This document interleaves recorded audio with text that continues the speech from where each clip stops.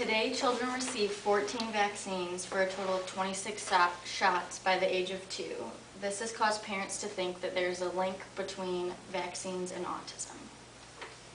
Autism is now being identified more frequently than ever, which may be because the diagnosis is made with a much broader criteria than before.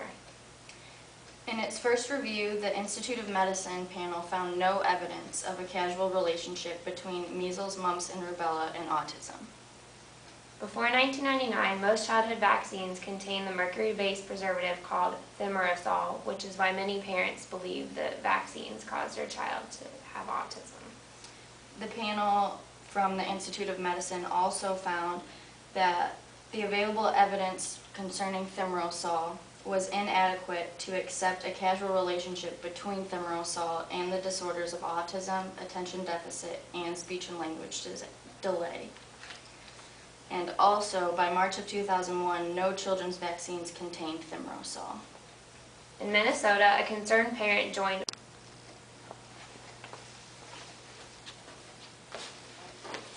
A Minnesota mom joined 4,800 other parents across the country in a lawsuit against the United States Health Department for recovery for the vaccines that they thought caused their children's autism. The recovery would have been about $5 to $10 million for each person, because that is the average cost it is to support a child with autism in their lifetime for intensive behavior therapy that insurance companies do not believe is necessary. Because lawsuits like this showed up for a long period of time, in 1986 Congress passed an act to protect pharmaceutical companies from lawsuits.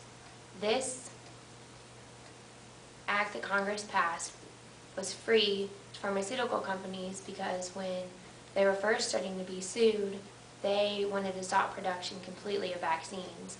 So now when anyone wants to sue somebody, they have to go straight to the United States Health Department services, and they do not deal with the pharmaceutical companies at all, nor does the pharmaceutical companies lose any money.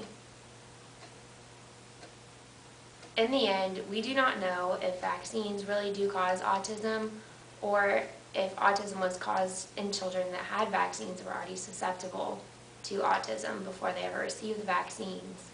But we do know that children are being vaccinated a lot more than they did in the past. Between the ages of 6 to 18 months, a child is vaccinated more times than most people were ever vaccinated in their whole life in generations past. So we do know that something needs to be done about the number of vaccines that children are receiving, even if they are not causing any great harm to them at this point in their life.